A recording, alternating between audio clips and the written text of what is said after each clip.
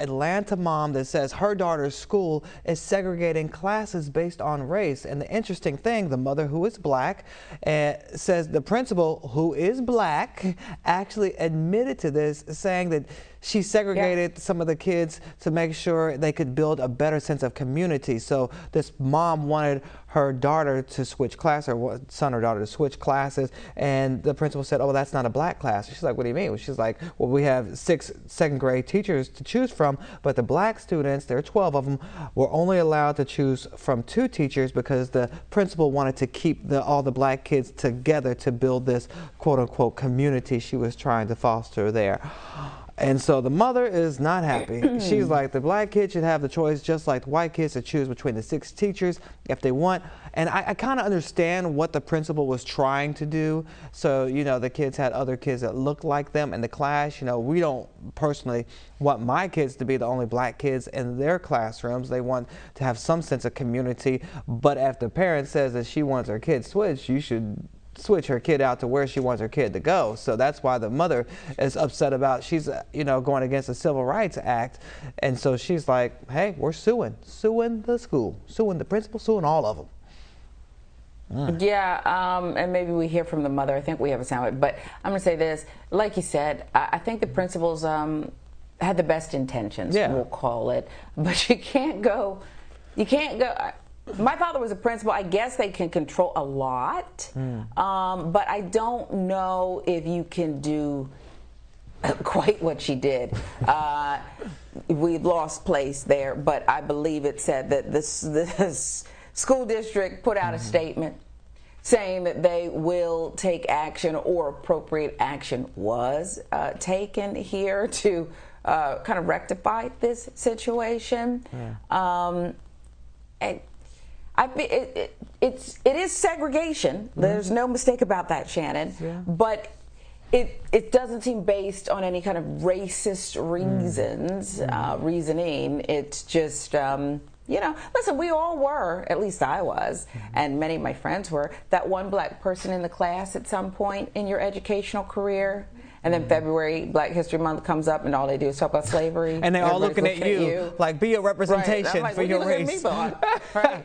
Look at you. Right, okay? So it's uncomfortable. Black children deserve our respect, our love, our compassion, our support, however that looks.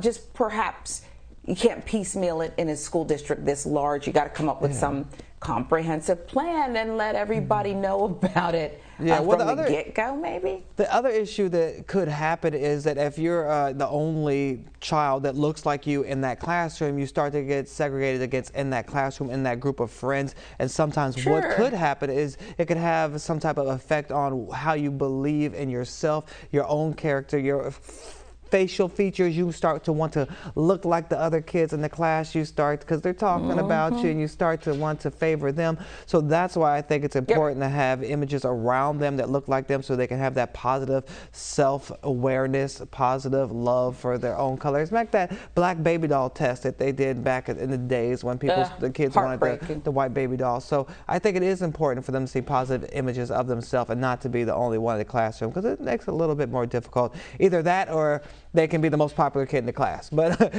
I want them to be proud of their facial features and love their skin tones and all the beauty that comes with them. So that's why I think it's important that we foster that at home as well. But we do have some sound. This is from Christina Laster. She's Director of Policy and Legislation for the National Parents Union. This is what they had to say. You know, it's really that you can't discriminate based on race, gender, ethnicity, status, such as socioeconomic status. We see this happening rampantly. It's unfortunate that Georgia has a history and a pattern of segregation and community segregation, and so it would permeate throughout the schools if this mentality and these actions are okay. I've talked to parents on the ground who have unfortunately experienced the same thing in other counties like Gwinnett County, right, as along like this parent in Atlanta, and they say it's more of a frequent happening than an anomaly. And so really looking at that, what is happening systemically? Why are students being put in environments that probably are not conducive to their learning, or maybe they are, I don't know. But parents should have the right to say, I don't want my child excluded, I don't want my child segregated, and that's really what the law says. You can't exclude based on race, gender, ethnicity, and some other things, that religious status and things like that. Yeah, you know, this is not for the betterment of white children either in that same school or schools. That's true. If we understand what Christina Laster was saying there, because they need to be around black, beautiful children who are great, who are not so great, who are everything that they are, so that we can learn to live and respect one another at an early age, and hope that some of this other stuff that seems to grow and fester as you age in this country can be stamped out.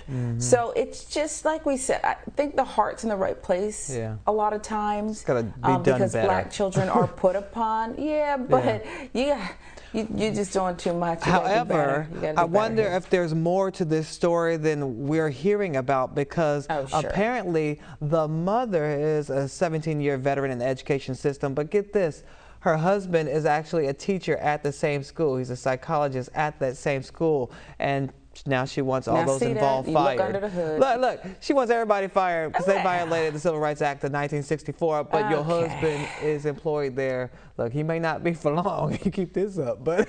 Well, nobody's going to sit with him in the teacher's lounge. Nobody wants to be next to him now because of his wife. And I understand. She has a right to feel the way she feels. She has a right to speak out. She has a right to complain.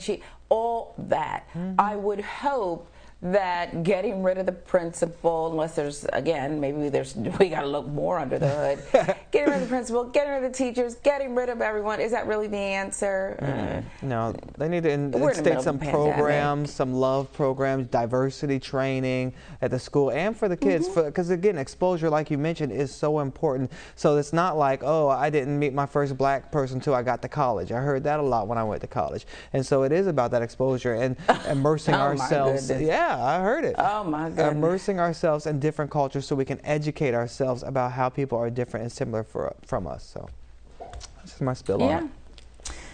There it is, you know.